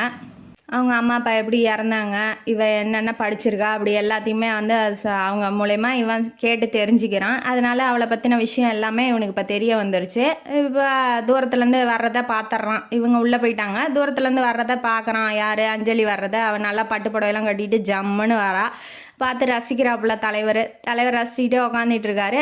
அவர் என்ன நினச்சிட்டு வந்திருப்பான் அப்படின்னா, நான் இருக்கேன் அஞ்சலி, நீ கவலைப்படாத, உன்னை கண்ணுக்கு கண்ணாக காப்பாற்றுறதுக்கு நான் இருக்கேன், அப்பா அம்மா இல்லைன்னு நீ கவலைப்படாமல் இரு, நான் உனக்கு போதும், உன்னை வந்து நல்லா பார்த்துக்கிறதுக்கு அப்படிங்கிற மாதிரி அவன் நினச்சிட்டு வந்திருப்பான். ஆனால் இங்கே நடக்க போகிற சீனே வேறு. இப்போ இவன் வந்து உள்ளே நுழையிறதுக்கு முன்னாடி காரை பார்த்துருப்பா. நம்ம ஹீரோ காரில் வந்திருப்பார் இல்லையா, அந்த காரை பார்த்தோன்னே ஓ வந்துட்டான் அப்படிங்கிற மாதிரி இவன்கிட்ட பேசலாம் அப்படிங்கிற குஷியில் வந்து இவங்க ஓடி வருவாங்க உள்ளே. கொஞ்சம் மூச்சை நல்லா கண்ட்ரோல் பண்ணிவிட்டு அமைதியாக நிற்பாங்க. என்ன சார், டோனர் சார் வந்துட்டீங்களா அப்படின்னு சொல்லி அவள் வந்து கேட்குறா. ஓ அக்கௌண்டண்டா, நீங்கள் தானா, நீங்கள் தான் ஃபோன் எடுத்து ஓ நீங்கள் உங்கள் பேர் என்ன அப்படின்னு தெரியாத மாதிரி கேட்குறான். இவன் என்ன மண்டபத்தில் பார்க்கல, யாருன்னே தெரியலன்னு வந்து பேசலை, இப்போ வந்து ஒன்றுமே தெரியாத மாதிரி கேட்குறான் அப்படிங்கிற மாதிரி அவள் டென்ஷன் ஆகிட்டா. ஏன் என்னை மறந்துட்டிங்களா, மறக்கிற வழக்கம் உங்களுக்கு தானே மேடம், எனக்கு இல்லையே அப்படின்னு சொல்லி அவன் ஒரு குத்துறான். சாவித்திரி மேடம் உங்களை பற்றி சொல்லவே இல்லையே, இல்லைன்னா உங்களுக்கும் ஒரு ட்ரெஸ்ஸு தைச்சி அனுப்பிச்சி விட்ருப்பேன் அப்படிங்கிற மாதிரி அவன் கேட்கும் போது, நான் யார்கிட்டையும் கேட்டு வாங்கி பழக்கம் இல்லை, கொடுத்து தான் பழக்கம், உங்களுக்கு வேணா சொல்லுங்கள், நான் ட்ரெஸ் வாங்கி தரேன் அப்படிங்கிற மாதிரி இப்போ இந்த கான்வர்சேஷன் ஓடிட்டுருக்கு. 2 பேரும் சண்டை போட்டுட்ருக்காங்க. உடனே வந்து ஹனிமூன்லாம் முடிச்சுட்டு நம்ம அசோக்கும் மைதிலியும் அஞ்சலியை பார்க்கலான்னு வந்திருப்பாங்க அந்த ஆசிரமத்துக்கு. இந்த ட்ரெஸ்ஸெல்லாம் அவள் வந்து குழந்தைங்க ஒவ்வொருத்தராக வந்து கூட்டிகிட்டு வந்து, இந்த ட்ரெஸ்ஸை போட்டுக்கிட்டு நீ இந்த போட்டிக்கு போ, அந்த போட்டிக்கு போ, நீ நல்லா பாடு பேசு அப்படின்னு சொல்லி குழந்தைங்க கூட அன்பாக இருக்கிறது அவளுக்கு நம்ம பாலுவுக்கு வந்து பார்த்தோன்னா பிடிச்சிருக்கு அஞ்சலி இப்படி அன்பாக இருக்கிறது. அஞ்சலிக்கும் வந்து பிடிச்சிருக்கு அவன் ஒவ்வொருத்தருக்கும் ட்ரெஸ்ஸை வந்து அளவெடுத்து கரெக்டாக போட்டு விட்றது, குழந்தைங்கள்ட்ட பாசமாக இருக்கிறத பார்த்துட்டு அவளுக்கும் பிடிச்சிருக்கு. ஆனால் எதுவுமே ஒருத்தருக்கு ஒருத்தர் பேசிக்கல. இப்போ அசோக்கும் மைதிலியும் வந்தோடனே வாங்க வெளியில் போகலாம் அப்படின்னு சொல்லி கூப்பிட்றாங்க. இவங்க 2 பேரும் சரி ஃப்ரீயாக தானே இருக்கோம் அப்படின்னு சொல்லிட்டு இவங்க 2 பேரும் ஜாயின் பண்ணிக்கிறாங்க. கார் ஓரமாக ஜன்னல் பக்கத்தில் அந்த ஜன்னல் பக்கத்தில் அந்த ஜன்னல் பக்கத்தில் அவள் உக்காந்துட்டு இவ்வளோ டிஸ்டன்ஸில் உக்காந்துட்டு வராங்க. இவன் பாட்டுக்கு ஃபோனை கீழே குமிஞ்சு ஃபோனை அமுக்கிட்டு வரான். அவள் வந்து வெளியில் வேடிக்கை பார்த்துக்கிட்டே வரா. காரில் வந்து பாட்டு ஓடுது, கரிகாலங்கால போல் கருத்திருக்கு கோலல், அந்த பாட்டு ஓடிட்டுருக்கு. அதை பார்த்தோன்னே அசோக் வந்து கிண்டல் பண்ணுறான். இந்த பாட்டு தானே உனக்கு ரொம்ப பிடிக்கும்னு சொன்னேன் அஞ்சலி, இதை எழுதுனது யார் அப்படின்னு சொல்லி வேற ஒருத்தர் பேர் சொல்லும் போது அவள் திருத்திடுவா, நான் உனக்கு 100 வாட்டி சொல்லிட்டேன் இதை எழுதினவரே இவர் அப்படின்னு சொல்லி அவங்க எழுதின ஒரு பேரை வந்து சொல்லுவா. சொன்னோன்னே இந்த பாட்டு உனக்கு ரொம்ப பிடிக்குமா அஞ்சலின்னு ரொம்ப சாஃப்டாக கேட்பான். சாஃப்டாக கேட்குறதுனோடனே அவளும் வந்து இவன் என்ன இப்படி பேசுகிறான், ஆமாம் எனக்கு ரொம்ப பிடிக்கும் அப்படின்னு அவள் வந்து சொல்கிறா. உடனே வந்து நீ வந்து இந்த டிவியில் வந்து இந்த கோன் ஹே கரோர்பதியா அந்த அமிதாப் பச்சன் நடத்திக்கிட்டு இருப்பான்ல ஹிந்தி சேனலில், அந்த சேனல் பார்த்துருக்கியா, அந்த நிகழ்ச்சி பார்த்துருக்கியான்னு கேட்பான். ஓ எனக்கு ரொம்ப பிடிக்குமே அமிதாப்னா அப்படின்னு சொல்லி அவளும் சொல்லுவாள். எல்லாமே பிடிக்குது ஆனால் என்ன தெரியலங்கிறாளே அப்படின்னு அவன் நினச்சிக்கிட்டு இருக்கான். நேராக ஹோட்டலுக்கு போகிறாங்க, சாப்பாடெலாம் ஷேர் பண்ணி சாப்பிட்றாங்க. இதெல்லாம் மைதிலிக்கு பார்க்குறதுக்கு அண்ணன் வந்து இப்படிலாம் ஷேரே பண்ண மாட்டார், எப்படி ஷேர் பண்ணுறாரு அப்படிங்கிறதெல்லாம் அதெல்லாம் புதுசாக இருக்குது. அப்போ மைதிலி வந்து புரிஞ்சுக்கிறா அண்ணன் வந்து நம்ம அஞ்சலியை லவ் பண்ணுறாரு அப்படின்னு சொல்லி அவள் புரிஞ்சுக்கிறா. கொஞ்சம் கொஞ்சமாக பாலு வந்து பேச ஆரம்பிக்கிறான் அஞ்சலிக்கிட்ட. நல்லா பேசி பழகி, நீங்கள் இப்படி இவ்வளோ படிச்சிருக்கீங்க, எனக்கு வந்து ஹெல்ப் பண்ணலாமே, நான் ஒரு புதுசாக ஒரு பத்திரிக்கை ஆரம்பிக்கிறேன், அதில் வந்து நீங்கள் எழுதலாமே, ஏதாவது கட்டுரை மாதிரி எழுதலாமே, நாடகம்லாம் நிறையா போட்டிருக்காரு. மைதிலி என்ன சொல்கிறா, நாடகம்லாம் அண்ணன் நிறையா போட்டிருக்காரு, அது கூட நீங்கள் ஹெல்ப்பாக இருக்கலாமே அப்படின்னு சொல்லி அதுவும் சொல்கிறா. ஆனால் அப்போ கூட அவளுக்கு ஞாபகம் வரல, என்ன சீனுங்கிறதே அவளுக்கு ஞாபகம் வரல. சரி ரொம்ப பேசி இப்போ ஜன்னல் பக்கத்தில் உட்காந்துட்டு இருந்தாங்கல்ல, இப்போ வரும்போது கொஞ்சம் கிட்ட அவள் சாரி வந்து அவன் மூஞ்சில் காற்றுல பாடுறது, அதெல்லாம் வந்து ஒரு ரொமான்டிக் சீன் அங்கே ஒரு நடக்குது. அவனுக்கு ரொம்ப சந்தோஷமாக இருக்குது. சரி ஓகே, ஓரளவுக்கு பேசியிருக்கோம், அதுவே நமக்கு போதும், அவளுக்கு ஞாபகம் வரும்போது வரட்டும் அப்படிங்கிற மாதிரி அவன் நினச்சிட்டு இருக்கான். உடனே ஆசிரமத்தில் வந்து அவனை ட்ரா பண்ணும்போது அவள் வந்து இவனுக்கு ஒரு gift கொடுக்கலாம் அப்படிங்கிற மாதிரி அவள் திங்க் பண்ணிகிட்டு இருப்பா. அவங்க அப்பாவுக்கு வந்து பர்த்டேக்கு ஒரு ஷர்ட் எடுத்து வச்சுருப்பா, சாண்டில் கலரில். அந்த ஷர்ட்டை வந்து எடுத்துகிட்டு வந்து இப்போ நம்ம பாலுக்கு வந்து கொடுக்குறா. இந்தாங்க, நான் வாங்கி தரேன்னு சொன்னேன் இல்லையா கிஃப்ட்டு, அதே மாதிரி நீங்கள் வச்சுக்கோங்க. ஏன்னா அந்த ஷர்ட் வந்து அவனுக்கு பொருத்தமாக இருக்கும், அசோக்குக்கு பொருந்தாதுங்கிறதுனால gift மாதிரி அவள் கொடுக்குறா, தன்னோட அன்பை வெளிப்படுத்தணும் அப்படிங்கிறதுக்காக. ஏன்னா அவளுக்கு வந்து பாலுவை பிடிச்சிருக்கு. அவளுக்கு பார்த்த ஞாபகம் இல்லை தான், இருந்தாலும் அவன் பார்க்க பேசுறது பழகிறது அவனை பார்த்தோன்னே அவளுக்கு பிடிச்சிருக்குங்கிறதுனால. ஏன்னா இவன் 3 வருஷமாக நினச்சிட்டு இருக்கான், அந்த நினைப்போட தாக்கம் கொஞ்சமாவது அவள்கிட்ட இருக்கணும் இல்லையா, அதனால் அவளுக்கு பார்த்தோன்னே பிடிச்சிருக்கு நம்ம பாலுவை. கிஃப்ட்டு கொடுக்கும்போது உடனே அவனுக்கு வந்து ரொம்ப குஷியாகி, அஞ்சுமா இப்போ ஏதாவது உனக்கு ஞாபகம் வந்துருச்சான்னு போய் கையை இறுக்கமாக பிடிச்சி ஹக் பண்ணலான்னு போகும்போது அவன் வந்து என்ன அஞ்சுமான்னு கூப்பிட்றான், அப்பா கூப்பிட்ற மாதிரியே கூப்பிட்றான். ஏன்னா இவன் செயல்லாம் அவங்க அப்பா மாதிரியே இருக்குது. அந்த கதர் சட்டை கதர் வேட்டி போடுறது, இவனோட ஸ்பீச்சு எல்லாமே இப்போ அவங்க அப்பா பேசுகிற மாதிரியே இருக்கிறதுனால அவளுக்கு வந்து பாலுவை பிடிச்சிருக்கு. அஞ்சுமான்னு சொன்னோன்னே அவள் வந்து அவங்க அப்பா ஞாபகத்துக்கு போயிட்டு, இது எங்கள் அப்பாவோட சட்டை, நீங்கள் போட்டால் நல்லா இருக்கும்னு நினைக்கிறேன்னு சொல்லி கொஞ்சம் நான் விலகி அந்த பக்கம் போய் நிற்கிறா வெக்கத்தில். அவன் வந்து டென்ஷன் ஆகிட்டான். இப்போ கூட வேற ஒருத்தருக்காக வாங்கின கிஃப்டை தான் நமக்கு தரா, நம்மளை பற்றி நினப்பே இவளுக்கு இல்லையா, ஏன் இப்படி பண்ணுறா, ஒவ்வொரு தடவையும் என்னை வந்து ஆசையை தூண்டி விட்டு அப்படியே அப்செட் பண்ணிடுறா, இப்போ இவ வேணுன்னே நடிக்கிறாளோ நம்மளை தெரியாத மாதிரி அப்படிங்கிற மாதிரி அவன் வந்து இந்த 3 வருஷத்தில் அவளை பற்றி நினைக்காத நாளே இல்லை. ஆனால் அவள் அந்த நடந்த நிகழ்ச்சியே மறந்துட்டா. நம்ம பார்த்தது ஒரு நிமிஷமாக இருந்தாலும் அதை எப்படி அவள் மறக்கலாம் அப்படிங்கிற மாதிரியே அவனுக்கு தோணுது. அவனாக போய் எதுவும் சொல்லவும் மாட்டேங்கிறான், அவளுக்கு ஞாபகம் இருக்கணும்னு நினைக்கிறான். ஆனால் இவன் பண்ணுறது தப்புன்னு இவனுக்கே தெரியல. அவன் ஞாபகப்படுத்தி நம்மள்ட்ட வரட்டும், நம்மளை லவ் பண்ணட்டும் அப்படிங்கிற மாதிரி அவனோட கொள்கையாக இருக்கும்போது இவன் சுத்தமாக ஞாபகம் இல்லை அப்படின்னு சொல்லும் போது அவனுக்கு ரொம்ப கஷ்டமாயிருச்சு. உடனே அவன் வெளியில் கிளம்பி போயிடுறான். ஏன்னா இதுக்கு மேலே அந்த வார்த்தை வெளியில் வந்துடும், கோவமாக ஏதாவது திட்டிடுவோம், அதனால பிரச்சனை வந்துடும்னு அவன் வெளியில் சரி நான் போயிட்டு வரேங்க அப்படின்னு சொல்லிட்டு போகிறான். இன்ன வரைக்கும் ஒருமையில் நீ எப்படி இருக்க, நல்லா இருக்கியா அப்படி இப்படின்னு பேசிட்டு வந்தவன், நீ வந்து என் பிஸ்னஸுக்கு ஹெல்ப் பண்ணால் நல்லாயிருக்கும், நீ இந்த சாரியில் அழகாக இருக்க அப்படி இப்படின்னு பேசிட்டு வந்தவன் உடனே போயிட்டு வரேங்க அப்படின்னு மரியாதையாக சொல்லும் போது அவள் வந்து ஏன் இப்படி திடீர்னு மாறிட்டான், நம்ம ஒரு வேளை அவன் ஹக் பண்ண வந்தப்போ தள்ளி நின்றுட்டோமே அதனாலயா, இல்லை ஏன் இப்படி நமக்கு கொடுத்த கிஃப்ட் வந்து அவனுக்கு பிடிக்கலையா, அப்பாவோட கிஃப்ட் அப்பாவுக்கு வாங்கினதே கொடுக்கும்போது அவன் மேலே எவ்வளோ மரியாதை வச்சுருக்கேன், அதை எப்படி அவன் இப்படி உதாசீனப்படுத்திட்டு போகலாம். அவன் வந்து கொஞ்சம் விளங்கும் போது அந்த ரொமான்டிக் சீனில் கண்ணும் பார்த்துட்டு இருக்கும்போது அந்த ஷர்ட் வந்து கீழே விழுந்திருக்கும், அவன் எடுக்காமலே போயிருப்பான். இப்போ அவள் எடுத்துக்கிட்டு போய், நான் உங்களுக்குன்னு கொடுத்த கிஃப்ட்டு நீங்கள் வச்சுக்குவீங்களோ இல்லை போகிறீங்க யார்கிட்டையாவது கொடுத்துட்டு போவீங்களோ எனக்கு தெரியாது, இந்தாங்க அவங்க கிஃப்ட்டுன்னு காருக்குள்ளே போட்டு இவ பாட்டுக்கு வந்துடுறா. அவனும் வந்து டென்ஷனில் இருக்கிறதுனால எதுவுமே பேசல, அவனும் போயிடுறான். இப்படியே 5-6 வாரம் ஓடிடுச்சு. யாருமே இவங்களும் எதுவும் பேசிக்கல, அவரும் எதுவும் பேசலை. அந்த சீனோட அவ்வளோதான். அவங்க வீட்லேயும் கேட்டு பார்க்குறாங்க. மைதிலி வந்து அசோக்கிட்ட சொல்லியிருப்பான் இந்த மாதிரி லவ் பண்ணுறாருன்ட்டு. சரி இவள்கிட்ட ஏதாவது ரெஸ்பான்ஸ் கிடைக்குமான்னு அவனை பற்றி பேசி பார்க்குறாங்க. இவளும் எதுவும் சொல்ல மாட்டேங்கிறா. அந்த பக்கம் அந்த லலிதா அம்மா அவங்க பையன்கிட்ட எவ்வளோ சொல்லி பார்க்குறாங்க. அவனும் 3 வருஷமாக அமைதியாக இருந்தவன் இப்போயா சொல்ல போகிறான், ஒன்றும் சொல்ல போகிறது கிடையாது. சரி இதுக்கு மேலே வெயிட் பண்ண முடியாது அப்படிங்கிற மாதிரி அந்த லலிதா அம்மா வந்து, உனக்கு பொண்ணு பார்க்க போகிறேன், நீ கல்யாணம் பண்ணி தான் ஆகணும் அப்படின்னு சொல்லி சொல்கிறாங்க. சரி பொண்ணு பாரு, நீயே கல்யாணம் பண்ணிக்கோ, நான் பண்ணிக்க மாட்டேன் அப்படிங்கிற மாதிரி அவரும் சொல்கிறாரு.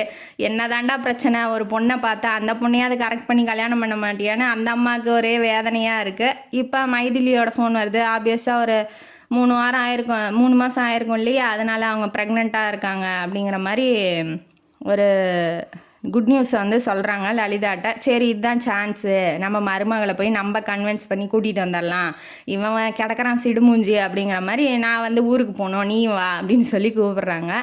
அவனுக்கு வந்து போக விருப்பப்படலை. ஏன்னா அவள் அந்த நிகழ்ச்சியே மறந்துட்டா, நம்மளை பார்த்தது நினைக்கல அப்படிங்கும்போது நான் ஏன் வரணும் அப்படிங்கிற மாதிரி அவன் யோசிச்சுட்டு இருக்கான். போய் அவன் பெட்டில் படுக்கிறான். படுத்தோன்னே அப்போ எந்த நிகழ்ச்சி என்ன சீனுங்கிறது இப்போ வருது. என்னன்னா இந்த டெல்லியில் வந்து, அதாவது அவங்க அப்பா ஒரு பிஸ்னஸ் விஷயமா டெல்லிக்கு போயிருப்பார் இவளையும் கூட்டிக்கிட்டு. அதனால் டெல்லியில் வந்து ஒரு கண்காட்சி நடந்திருக்கும், துணிமணி கண்காட்சிலாம் நடந்திருக்கும். அங்கே வந்து காலேஜ் கல்ச்சுரல்ஸும் நடந்திருக்கும். இவர் வந்து காலேஜ் படிச்சுக்கிட்டு இருக்கும்போது அமிதாப் பச்சன் கெட்டப் போட்டிருப்பார். அதுவும் அந்த கரிகால சோழன் மாதிரி சீனு அந்த நாடகமும் நடத்தியிருப்பார். கருப்பு மை மாதிரி மேலெல்லாம் தடவுனதுனால அலர்ஜி மாதிரி அவருக்கு ஏதோ ஒன்று ஏற்பட்டிருக்கும். அதனால அந்த மையெல்லாம் எடுத்துக்கிட்டு இருப்பார் உக்காந்து. இதை வந்து பின்னாடிலேருந்து வந்த நம்ம அஞ்சலி என்ன பண்ணுவா, அழகா என்னடா பண்ணுற, இந்த அடம்பிடிச்சி கிஃப்ட் வேணுமா உனக்கு, இந்த அழகு சுந்தரா நான் கிஃப்ட் வாங்கிட்டு வந்துட்டேன் அழகான்னு சொல்லி கூப்பிட்ருப்பா. அதனால அவன் வந்து அந்த கம்பெனி பேரையே அழகன் ட்ரேடர்ஸ்ன்னு போட்டிருப்பான், கார்மெண்ட்ஸு ட்ரேடர்ஸ்ன்னு போட்டிருப்பான். அவள் சொன்ன ஒவ்வொரு வார்த்தையும் அவனால் மறக்கவே முடியல. இந்த கிஃப்ட்டு அடம்பிடிச்சி வாங்கினேன், வாழ்க்கை பூரா நீ ஒரு கிஃப்ட்டும் நான் ஒரு கிஃப்ட்டும் கொடுத்துட்டே இருக்கலாம் அப்படின்னு சொல்லி அவள் வந்து அசோக்கு அப்படின்னு நினச்சி பேசிகிட்டு இருப்பா. கழுத்தில் வந்து டக்குன்னு அந்த ஒரு கிறிஸ்டல் மாலை மாதிரி இருக்கும், அதை எடுத்துகிட்டு வந்து போட்டிருப்பா. கரண்ட்டு போயிருக்கும். அந்த ஸ்ட்ரீட் லைட் வெளிச்சம் இருக்கும் இல்லையா, அந்த வெளிச்சத்துலேயே அவன் முகத்தை பார்ப்பான். அவன் தான் இப்போ பெயிண்ட் பண்ணிகிட்டு இருக்கான் இல்லையா, அவன் முகம் வந்து சத்தியமாக அவளுக்கு ஞாபகம் வந்திருக்காது. ஆனால் நினைக்கணும்னு நினைக்கிறான், இது என்னவோ. அப்புறம் அவளும் பார்க்குறா அவனும் பார்க்குறான். அவர் ரியலைஸே பண்ணல அது அசோக் இல்லை அப்படின்னு. ரெண்டு பேரும் ஒருத்தருக்கு ஒருத்தர் பார்த்துட்டு இருக்காங்க லவ் பண்ணுற மாதிரியே. அந்த சீன் அவனுக்கு ஞாபகம் இருக்குது, ஆனால் அவளுக்கு ஞாபகம் இல்லை. அவள் போட்ட அந்த கிறிஸ்டல் மாலையை உள்ள லாக்கரில் பத்திரமா வச்சுருக்கான். அவள் சொன்ன ஒவ்வொரு வார்த்தையும், அழகா உனக்கு கிஃப்ட் வேணுமா, இந்தா அழகு சுந்தரனே அப்படின்னு சொல்லி சொல்கிறதும், வாழ்க்கை ஃபுல்லாக நம்ம ஒன்றா சேர்ந்து இருக்கலாம், இந்த மாதிரி கிஃப்ட்டு ஒருத்தருக்கு ஒருத்தர் கிஃப்ட் பண்ணிக்கிட்டு அப்படின்னு சொல்லி அவள் சொன்னதும் அது எல்லாமே அவனுக்கு ஞாபகம் வந்துக்கிட்டே இருக்குது. ஒவ்வொரு நைட்டும் அவள் முகமும் ஞாபகம் வந்துக்கிட்டே இருக்குது. ஆனால் அவளுக்கு அந்த சீனே ஞாபகம் இல்லைங்கும் போது அவள்கிட்ட போய் நான் என்னான்னு போய் சொல்கிறது அப்படிங்கிற மாதிரி அவன் யோசிச்சிட்டு இருக்கான். அவங்க அம்மா பாலுவோட அம்மா இப்போ கிளம்பி ஊருக்கு போயிட்டாங்க, எப்படியாவது சமாதானப்படுத்தணும் மருமகளான்னு. இப்போ இவங்களுக்குள்ளே என்ன பிரச்சனைன்னு தெரிஞ்சால் தானே அவங்க சமாதானப்படுத்த முடியும். அதனால் அசோக்கு, மைதிலி, அப்புறம் அவங்க அம்மா அசோக்கோட அம்மா வளர்மதி எல்லாத்தையும் கூட்டு சேர்த்துக்கிட்டாங்க. இப்போ இவள்கிட்ட கேட்டால் அவனை ஞாபகம் இல்லைங்கிறா, அவன்கிட்ட கேட்டால் அவள் மறந்துட்டா என்னைய, அவள்கிட்ட போய் ஞாபகப்படுத்தாதன்னு சொல்கிறான். அதனால் பாலுவோட சிடியெல்லாம் எடுத்துகிட்டு போயிருப்பாங்க, அவங்க ஃபோட்டோ இருக்கிறது இல்லை, இந்த வெவ்வேறு லொக்கேஷனில் ஃபோட்டோ எடுத்திருப்பாங்க இல்லையா, அதில் ஏதாவது அவளுக்கு ஞாபகம் வரலாம் அப்படிங்கிற மாதிரி அவங்க வீட்டுக்காரு, அதாவது லலிதா அம்மாவோட வீட்டுக்காரு பாலுவோட அப்பா வந்து ஐடியா கொடுத்துருப்பாரு. அதனால் ஒரு சிடியை எடுத்துகிட்டு வந்திருப்பாங்க. இதை வந்து எப்படியாவது அவள் கண்ணில் படுற மாதிரி வச்சு போட்டு காமிக்கணும், அப்போது அவளுக்கு பழைய ஞாபகம் வருதா பார்க்கலாம் அப்படிங்கிற மாதிரி அவங்க வந்து பிளான் போட்டுட்ருக்காங்க. இப்போ ஆசிரமத்துலேருந்து கூப்பிட்டுட்டாங்க, வா ஃபங்க்ஷன் வைக்கிறோம், அந்த மைதிலிக்கு ஃபங்க்ஷன் இருக்குது இல்லையா, அதுவும் இல்லாமல் அசோக்கோட பர்த்டே வருது, வா நம்ம வீட்டில் வேலையெல்லாம் இருக்குது, ஒரு 60-70 பேர் வருவாங்க, வந்து வேலை செய்ய அப்படின்னு சொல்லி அசோக்கோட அம்மா வந்து கூப்பிட்ருப்பாங்க. அதனால் மொதல் நாளே வந்திருப்பா. வந்தோடனே இந்த மாதிரி லலிதா அம்மா வந்து, நீ எங்கேயாவது பார்த்துருக்கியாம்மா என் பையனை அப்படின்னு சொல்லி கேட்குறாங்க. இல்லை நான் எங்கேயும் பார்த்ததில்ல. அவங்க பையனை பற்றி சொல்கிறாங்க, இந்த மாதிரி அவன் கம்பெனி வச்சிட்டு இருக்கான், அது பண்ணிகிட்ருக்கான் இது பண்ணிகிட்ருக்கான்னு சொல்கிறாங்க. அவளுக்கு பிடிக்கல, அவனை மறக்கணும்னு நினைக்கிறா.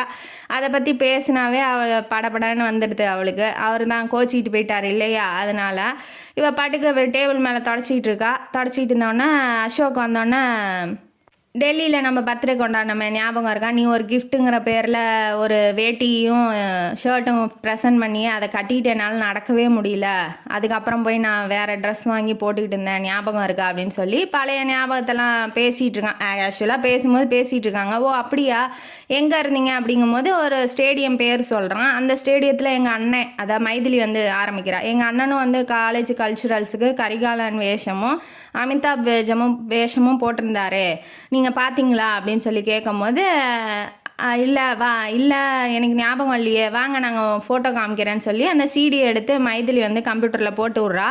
இவளுக்கு அப்போ தான் ஞாபகம் வருது, ஓ இப்போ வந்து இவன் நான் அமிதாப் வேஷத்தில் இருந்ததும் நம்ம வந்து போய் கிறிஸ்டல் மாலையை போட்டதும் இவனுக்கு தானே, அப்போ அவன் இல்லை அப்படின்னு சொல்லி பழைய அந்த சுச்சுவேஷன் அந்த சீன் எல்லாம் அவளுக்கு ஞாபகம் வந்துருச்சு. ஓ இதனால தான் நம்மள்ட்ட கோச்சிக்கிறானோ அப்படிங்கிற மாதிரி அவன் நினச்சிக்கிட்டு நான் உடனே பார்த்தாகணும் அவரை, என்னை நினச்சிக்கிட்டே இவ்வளோ நாள் இருந்திருக்காரா, இது நடந்து 3 வருஷத்துக்கு மேலே ஆகுது, ஆனால் என்ன நினச்சிக்கிட்டே என்கிட்ட வந்து பேசிகிட்டு இருக்காரு, என்னால் அவர் கல்யாணமே பண்ணிக்காமல் இருக்காரு அப்படிங்கும் போது அவனோட காதல் அவளுக்கு புரிய ஆரம்பிக்குது. உடனே நான் அவரை பார்க்கணும் அப்படிங்கும்போது அவன் டெல்லிக்கு கிளம்பி போயிருப்பான், அந்த சீனை ஞாபகப்படுத்தணும், அவளை வந்து மறக்க முடியல அப்படிங்கிறதுக்காக. எப்படியும் வந்து அவள் ஞாபகப்படுத்த போகிறதில்ல, அவள் வரப்போகிறதும் இல்லை, ஏன்னா அசோக்கோட பர்த்டேங்கிறதுனால அவள் வரப்போகிறதும் இல்லை. அவளுக்கு அவன் தான் முக்கியம், நான் முக்கியம் இல்லையே, நான் யாருன்னு அவளுக்கு தெரியலையே அப்படிங்கிற ஒரு வெக்ஸில் போய் அவர் அங்கே உட்காந்துட்டு இருக்காரு. இவன் வந்து கிளம்பி ஹீரோவை பார்க்கறதுக்காக டெல்லி ஃப்ளைட்டில் ஏறி நைட்டு ஃப்ளைட்டை பிடிச்சி காலையில் விடிய காத்தால போய் இறங்குறா. விடிய காத்தால ஒரு 4-5 மணிக்கு விடியவே இல்லை, அதுக்குள்ளே ஒரு மெசேஜ் போகுது. யார் ஃபோனில், அசோக்கு புதுசாக வாங்கி கொடுத்தான் இல்லையா, அந்த ஃபோன்லேருந்து ஃபஸ்ட்டு மெசேஜை நம்ம ஹீரோவுக்கு தான் அனுப்புகிறா. Many more happy returns of the day அப்படின்னு சொல்லி அனுப்புகிறா. எனக்கு இன்றைக்கி பர்த்டே இல்லையே, யாராக இருக்கும், அசோக்குக்கு தானே பர்த்டே, அப்போ தெரியாமல் அனுப்பிச்சி விட்ருப்பாளோ, ஆனால் ஃபோன் நம்பர் வந்து புதுசாக இருக்குது, அவள் எப்படி அவன் பர்த்டே அவன் செல்லுக்கு அனுப்பாமல் எனக்கு எப்படி அமுச்சு விட்ருக்கலாம் அப்படின்னு சொல்லி அவனுக்கு, ஓ அப்போ அவளுக்கு ஞாபகம் வந்துருச்சோ அந்த டே என்னன்னு அப்படின்னு சொல்லி அவனுக்கு ஒரே சந்தோஷம் குஷி. ஃபோன் அடிக்கிறான், அடித்தோடனே எங்கே இருக்க அஞ்சலி, உன்கிட்ட பேசணும் அப்படின்னு சொல்லி அவன் வந்து பழசு ஞாபகம் வந்துருச்சு இல்லையா, லவ் வந்து இப்போ ஒர்க் அவுட் ஆகுது அப்படின்னு சொல்லி அவன் ரொம்ப குஷியாக இருக்கான். அண்ணே ஃபோன் அடித்தோடனே அந்த ஸ்டேடியத்தில் வந்து பேரும் உங்களை வரவேற்கிறோம் அப்படின்னு சொல்லி ஹிந்தியில் அனௌன்ஸ் பண்ணுவாங்க இல்லையா, அந்த மாதிரி அவள் ஃபோனை ஆன் பண்ணி காமிக்கவும், ஓ இந்த ஸ்டேடியத்தில் தான் நம்ம மீட் பண்ணோம், உடனே வந்துடுறேன் அப்படின்னு சொல்லிட்டு குளிச்சுட்டு கிளம்பி விடிய காத்தால ஒரு 6 மணி இருக்கும். அப்பயும் வந்து உக்காந்துடுறான், பெஞ்சாக தேடுறான், இங்கே இருக்காளா அங்கே இருக்காளான்னு பார்த்துக்கிட்டு இருக்கான். ஒரு பெஞ்சில் வயசான அம்மா உட்காந்துட்டு இருக்கு, 50 வயசு இருக்கும். கழுத்தில் போய் இந்த ஒரு மாதிரி ஹார்ட்டின் ஷேப்பில் இருக்கிற செயினை வந்து ப்ரெசன்ட் பண்ணி கழுத்தில் போடுறான், கண்ணை வச்சு கிஸ் பண்ணுறான். பண்ணோன்னே, மிஸ்டர் நீங்கள் யார், எங்கே வந்து என்ன ஏன் தொந்தரவு பண்ணுறீங்க, உங்களுக்கு எவ்வளோ திமிரு இருக்கும் அப்படின்னு சொல்லி, நான் போலீஸை கூப்பிடவா அப்படின்னு ஹிந்தியில் பேசுகிறா. என்ன மேடம் ஹிந்தியில் பேசுகிறீங்க அப்படின்னு சொல்லி அவன் வந்து கிண்டல் பண்ணுறான். நீ யார் எனக்கு வந்து கிஃப்ட் கொடுக்கறதுக்கு அப்படின்னு சொல்லி அவள் சொல்கிறா. இந்த ஒரு சீனுக்காக வாழ்க்கை ஃபுல்லாக இப்படி வந்து உங்கள் வாழ்க்கையை கெடுத்துட்டு இருப்பீங்களா, இப்போ எனக்கு தெரியலன்னா நீங்கள் என்ன பண்ணுவீங்க அப்படின்னு சொல்லி அவள் கேட்கவும், நீங்கள் இப்போ தமிழில் பேசுகிறீங்க மேடம் அப்படின்னு சொன்னோன்னே அவள் வேஷத்தெல்லாம் கலைச்சோடனே டென்ஷன் ஆகி கத்துறா, அவங்களுக்குலாம் அறிவே இல்லையா, மறந்துடுச்சுன்னா சொல்லி தொலைய வேண்டிதானே, இதுக்காக காதலை வந்து உங்கள் மனசுக்குள்ளேயே வளர்த்திக்கிட்டு இருப்பீங்களா, ஒரு வாட்டி சொன்னா என்ன, இந்த மாதிரி 3 வருஷத்தை வேஸ்ட் பண்ணியிருக்கீங்களே அப்படின்ன வாட்டி இப்போ தான் உனக்கு தெரிஞ்சிருச்சே அப்படின்னு சொல்லி ஹக் பண்ணி லிப் டு லிப்பு கிஸ் பண்ணிடுறாப்புல. அப்புறம் நெஞ்சில் சாஞ்சிக்கிட்டோன்னே, ஏன் பாலு நீங்கள் எதுவுமே சொல்லலை, ஒரு வாட்டியாவது நீங்கள் சொல்லியிருக்கணும்ல, சொன்னால் தானே எனக்கு தெரிஞ்சிருக்கும், நான் மறந்தது ஏன் தப்பு இல்லையே அப்படின்னு சொன்ன வாட்டி, இல்லை நானாக போய் கெஞ்சி வர வைக்கிறத விட நீ ரியலைஸ் பண்ணி என்கிட்ட லவ்வை ரியலைஸ் பண்ணி வரணும்னு நினச்சேன், அது ஒன்று தான் நான் பிடிச்ச ஆடம் அப்படின்னு சொல்லி அவர் சொல்கிறார். தான் வந்துட்டியே, இனிமேட்டு என் வாழ்க்கை சிறப்பாக இருக்கும் அஞ்சுமா அப்படின்னு சொல்லி ஹக் பண்ணிக்கிறாரு. 2 பேரும் ஒருத்தருக்கு ஒருத்தர் ஹக் பண்ணி கிஸ் பண்ணிக்கிறாங்க. திரும்ப வந்து வாங்க போகலாம், அசோக்கோட பர்த்டே இருக்குது அப்படின்னு சொல்லி அவள் கூப்பிட்றா. உடனே ஃப்ளைட்டு பிடிச்சி இங்கே வந்தோடனே நிச்சயமே பண்ணிவிட்டு அவன் வந்து கிஃப்ட்லாம் வாங்கி வச்சுருப்பான் அவளுக்கு. நிச்சயமே பண்ண மாதிரி அவள் கையில் மோதிரத்தெல்லாம் போட்டு விட்டுறான். ஆசிரமத்தில் கல்யாணம் நடந்து ரிசப்ஷன் வந்து கிராண்டாக வச்சுக்கிறாங்க. இப்போ ஃபஸ்ட் நைட்டு வருது. வந்தோடனே சார் வந்து நாள் பூரா நின்றுட்டுருக்க, கஷ்டமாக இருந்திருக்கோம், நீ படுத்துங்க, நம்ம ஹனிமூனுக்கு போகும்போது பார்த்துக்கலாம் அப்படின்னு சொல்கிறாரு. அவள் விட மாட்டேங்கிறா. நீங்கள் என்ன ஹனிமூனுக்கு 3-4 நாள் ஆச்சு, என்கிட்ட நல்லாவே பேசலை, சரி வேலை இருக்குன்னு நானும் விட்டேன், உங்கள்கிட்ட ஒன்று பேசணும் அப்படின்னு சொன்ன வாட்டி என்கிட்ட என்ன பேச போகிறேன்னு கையை விரித்து காமிக்கிறாரு. ஏன்னா அவன் வந்து சாயணும் நெஞ்சு மேலே அப்படிங்கிறதுக்காக, ஹக் பண்ணணும் அப்படிங்கிறதுக்காக. இல்லை படுத்தூங்குன்னு சொல்கிறாரு. இருந்தாலும் அவள் போய் ஹக் பண்ணிவிட்டு உங்கள்கிட்ட ஏதோ பேசணும் அப்படின்னு சொல்லி சொல்கிறா. என்ன பேசணும் சொல்லு அப்படின்ன வாட்டி, அம்மா வந்து எடுத்தெறிஞ்சு பேசாதீங்க, அந்த மாதிரி பேசினா எனக்கு பிடிக்கல, அவங்க எங்கள் அம்மா தானே, அவங்க வந்து என்னோட குணம் அவங்களுக்கு தெரியும், அதனால் அவங்க பெருசாக எடுத்துக்க மாட்டாங்க, இருந்தாலும் நீ சொல்கிறதுனால எங்கள் அம்மாட்ட நான் எதுவும் பேச மாட்டேன், நீங்கள் பேசிட்டாலும் இத்தனை நாள் வரைக்கும் நீங்கள் எண்ணி தான் பேசுகிறீங்க, ஒரு வாட்டியாவது என்கிட்ட நல்லபடியாக ஃப்ளோவாக பேசியிருக்கீங்க கேட்டிங்களா அப்படின்னு சொல்லி அவள் கேட்கும்போது தான் 3 வருஷத்தில் எவ்வளோ தூரம் அவளை லவ் பண்ணோம், எவ்வளோ தூரம் மிஸ் பண்ணோம் அப்படிங்கிறத எல்லாமே வந்து அவன் சொல்கிறான். அவன் சொன்னோன்னே அவளுக்கு லவ் அதிகமாகிடுச்சு பாலு மேலே. போய் அவளே ஹக் பண்ணுறா, அவன் கன்னத்தில் கிஸ் பண்ணுறா. அப்படியே அவங்க ஃபஸ்ட் நைட்டும் நல்லபடியாக முடிஞ்சிருது. ஹனிமூனுக்கு போகிறாங்க, டெல்லிக்கு போகிறாங்க. போனோடனே அங்கேயும் சந்தோஷமாக சுற்றி பார்த்து பொருட்கள்லாம் வாங்கிட்டு நல்லா ஜாலியாக வந்து லைஃப்பை என்ஜாய் பண்ணுறாங்க. நீ கிடச்சதே எனக்கு பெரிய வரம் அஞ்சுமா, உன்னை வந்து பிரியவே மாட்டேன் இனிமேட்டு. நீ வந்து என்னோட வாழ்க்கையில் கிடச்ச பொக்கிஷம் அப்படின்னு சொல்கிறாரு. அவர் வந்து நம்ம அஞ்சலிக்கு ஒரு பிரத்யேகமாக ஒரு ட்ரெஸ் வந்து டிசைன் பண்ணியிருப்பாப்புல. அதை கட்டிட்டு அவள் வரவும் அவளுக்கு வந்து ரொம்ப குஷி. அதை பார்த்தா அவருக்கும் ரொம்ப குஷி. 2 பேரும் ஒன்றா வாழ்க்கையை வந்து நல்லா சந்தோஷமாக கழிக்கிறாங்க. அவங்க வாழ்க்கை நல்லா இருக்கட்டும் அப்படின்னு சொல்லி நம்மளும் வாழ்த்துவோம். இந்த கதை இதோட முடியுது. இந்த கதையிலேருந்து நமக்கு என்ன தெரியுது? வாழ்க்கையில் நடந்த ஒவ்வொரு சீனையும் ஞாபகம் வச்சுக்கோங்க. ஏன்னா எந்த சீனில் யார் நம்மளை லவ் பண்ணுறாங்கன்னு யாராலையும் சொல்ல முடியாது. அதனால் எல்லா சீனையும் ஞாபகம் வச்சுக்கோங்க. யாராவது வந்து இப்போ உங்கள்கிட்ட இந்த மாதிரி என்னை பார்த்ததா ஞாபகம் இல்லையான்னு கேட்டால் இவ ஹீரோயினி மாதிரி மறந்துட்டு வாழ்க்கையை வந்து கஷ்டப்படுத்திக்காதீங்க அப்படின்னு சொல்லி இந்த கதையை முடிக்கிறோம். இந்த கதையும் காணொலி உங்களுக்கு பிடிச்சிருந்தா லைக் பண்ணுங்கள், ஷேர் பண்ணுங்கள், சப்ஸ்கிரைப் பண்ணுங்கள், கமெண்ட் பாக்ஸில் கமெண்ட் பண்ணுங்கள். நன்றி மக்களே.